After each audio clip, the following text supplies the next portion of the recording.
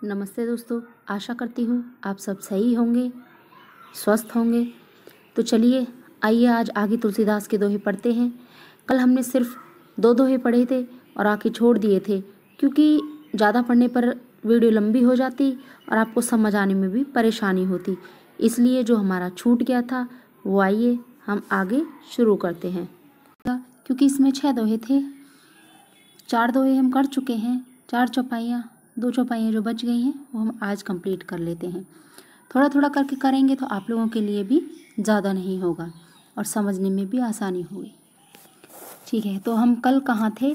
कल जो हमने पढ़ा था उसमें लास्ट में कि लक्ष्मण जो होते हैं वो परशुराम से कहते हैं कि हे परशुराम, आप तो अपना खुद ही बखान कर रहे हो अपनी वीरता का, और जो वीर लोग होते हैं वो अपनी वीर लोग कभी भी अपनी वीरता का बयान खुद अपने मुंह से नहीं करते। युद्ध क्षेत्र में शत्रु के सामने जाकर उनकी वीरता खुद ही सबको नजर आती है। तो आगे अब इसको शुरू करते हैं। आगे कहते हैं, तुम्हें तो काल हाँक जनु लावा, बार बार मोहि लागे बुलावा।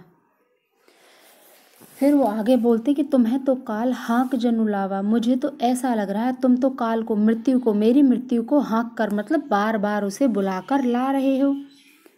बार बार मोहि लागी बुलावा, और बार बार मुझे लग रहा है कि उसे तुम हाँक कर लाते हो और बार बार बुला रहे हो।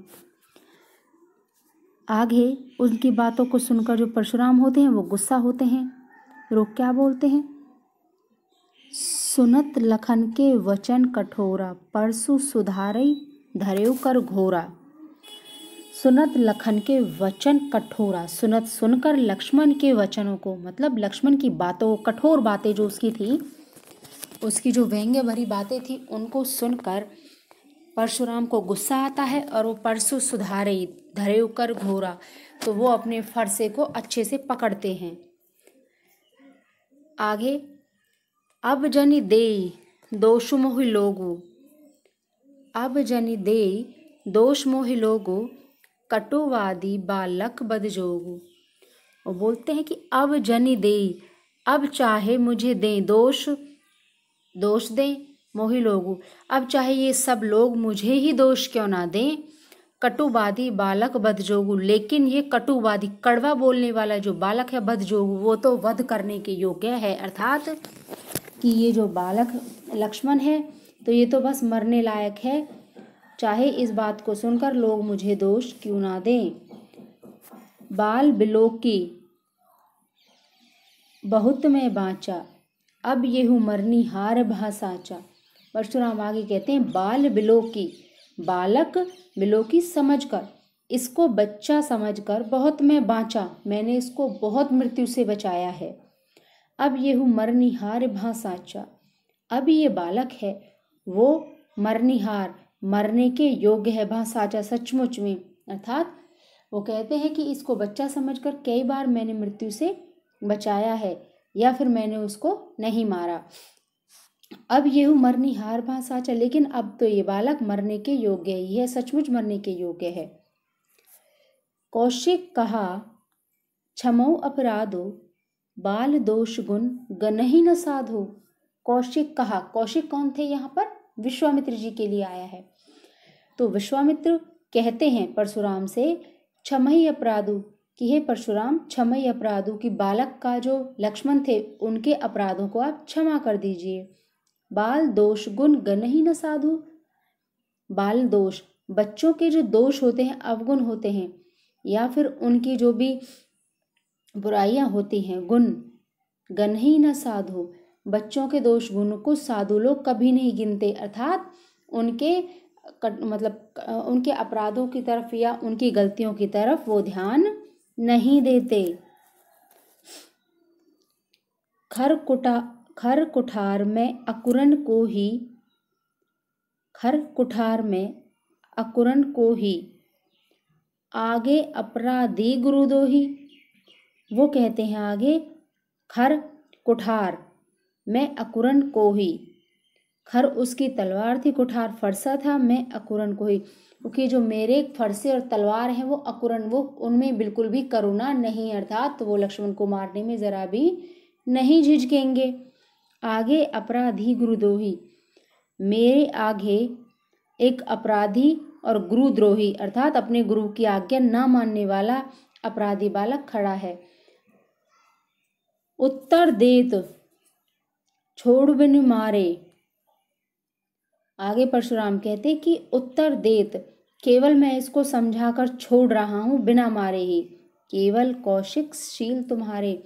विश्वामित्र, आपके शांत स्वभाव के कारण, आपकी शौर्य के कारण मैं लक्ष्मण को सिर्फ समझाकर बिना मारे ही छोड़ रहा हूं। नैते यही काटी कुठार कठोरे, न तो नहीं तो यही ये काटी कट जाएगा मेरे कठोर फरसे से, कुठार से अर्थात मैं अपनी कठोर तलवार फरसे से इसको काट दूंगा। गुरु ही उरिन हो तऊ श्रम थोरे, और बड़े थोड़े ही श्रम से अर्थात बहुत कम परिश्रम से ये अपने गुरु के ऋण से मुक्त हो जाएगा।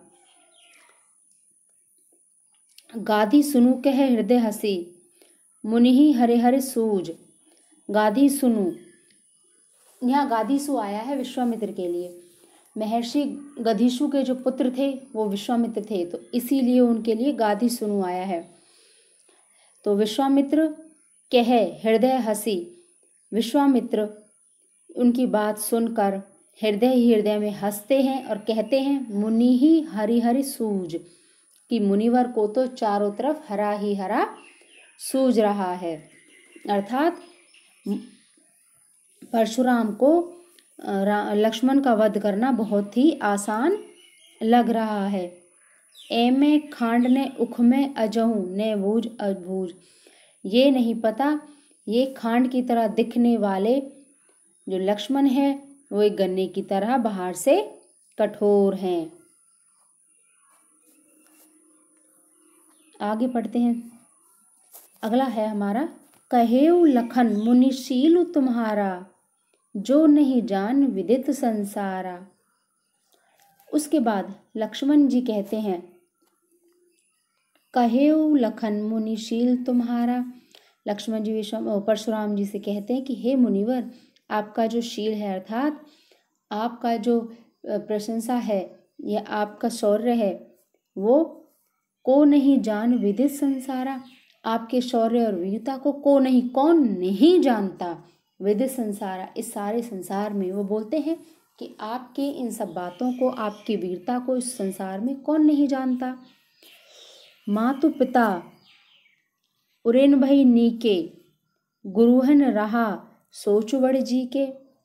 वो कहता है कि मातु पिता उरेन भई नीके, आप माता पिता के ऋण से तो मुक्त हो चुके हो। गुरु ऋणु रहा सोच बड़ जी के, अगर आपके गुरुओं का कोई ऋण रह गया हो तो आप सोच लीजिए। सो जनु हमरे ही माथे काढ़ा।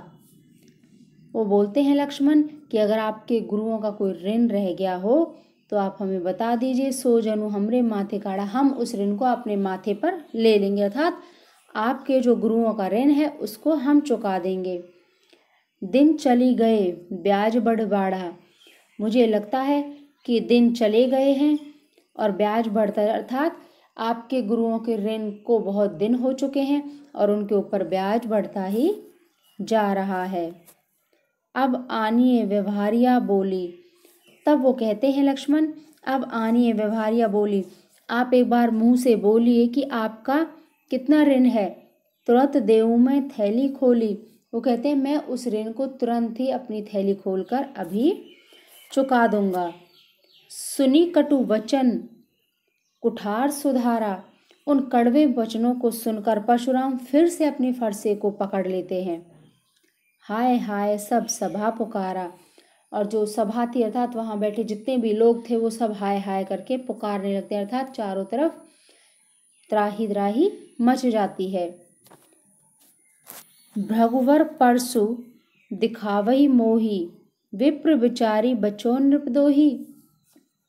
फिर लक्ष्मण कहते हैं कि भृगुवर, हे भृगुवंश के पुत्र, परसु दिखावही मोही, आप बार बार मुझे अपनी तलवार कुठार को दिखा रहे हैं। विप्र विचारी बचो नृपदोही, विप्र विचारी, मैं ये विचार करके ये सोचकर कि आप एक विप्र अर्थात ब्राह्मण हो, मैं आपको एक ब्राह्मण समझकर बचो नृपद्रोही, आप मेरे हाथों से बच रहे हो। नृपद्रोही अर्थात राजाओं के दुश्मन, शत्रुओं के द्रोही, शत्रुओं के दुश्मन, क्षत्रियों के दुश्मन परशुराम जी, मैं आपको एक ब्राह्मण समझकर छोड़ रहा हूँ। मिले न कभऊ सुभट रण गाढ़े, फिर वो आगे बोलते हैं, मिले न कभऊ, आपको परशुराम जी कभी नहीं मिले, सुभट रण गाढ़े। सुभट बहुत ही ज्यादा अच्छे योद्धा, मतलब वीर। रणगाड़े, आपको अभी तक वीर योद्धा रणभूमि में कभी नहीं मिले। द्विज देवता घर ही के बाड़े, द्विज देवता अपने ही देवता घर ही के बाड़े। फिर वो आगे बोलते हैं लक्ष्मण कि आप तो परशुराम अपने ही घर के देवता बने हुए हो, अर्थात आप अपने मुंह से ही अपनी बड़ाई करते रहते हो, आपको आज तक अच्छे योद्धा रणभूमि में मिले ही नहीं।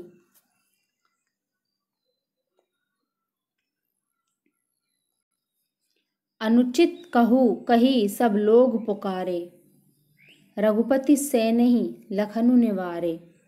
अनुचित कही सब लोग पुकारे, सब लोग मतलब वहाँ सभा में जितने भी लोग बैठे हुए थे वो कहते हैं कि अनुचित कही कि लक्ष्मण जो कह रहे हैं वो सब बातें गलत हैं, अर्थात लक्ष्मण अनुचित बातें कह रहे हैं।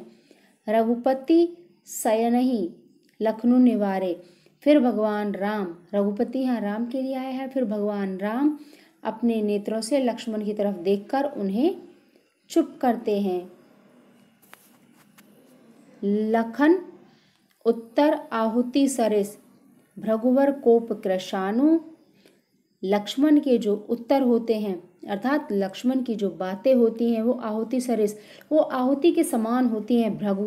भृगुवर कोपु कृशानु, कोपु यहाँ गुस्से के लिए आया है। परशुराम के गुस्से की अग्नि में लक्ष्मण की बातें आहुति का काम करती हैं, अर्थात जैसे हम यज्ञ में आहुति देते हैं और यज्ञ की अग्नि बढ़ जाती है, उसी तरह परशुराम का जो गुस्सा था उसमें लक्ष्मण की बातें भी आहुति का काम कर रही थी। उनकी बातों को सुनकर परशुराम का गुस्सा और बढ़ रहा था। बढ़ती देख जल संवचन, बोले रघुकुल भानु।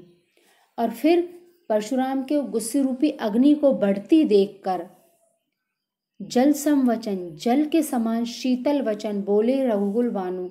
फिर भगवान राम परशुराम से आकर बातें करते हैं और भगवान राम के जो शब्द होते हैं वो जल के समान शीतल होते हैं, अर्थात तो शांत रूप से में उनसे बातें करके उनके गुस्से को ठंडा करते हैं। आज के लिए बस इतना ही। आज आपका जो ये है तुलसीदास के दोहे वो ख़त्म हो गए।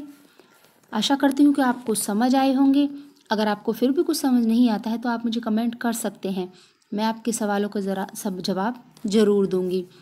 और जो मेरी ये वीडियो है अगर आपको अच्छी लग रही हैं तो आप लाइक शेयर सब्सक्राइब ज़रूर कीजिएगा, ताकि मुझे भी उत्साह मिले आगे वीडियो बनाने का।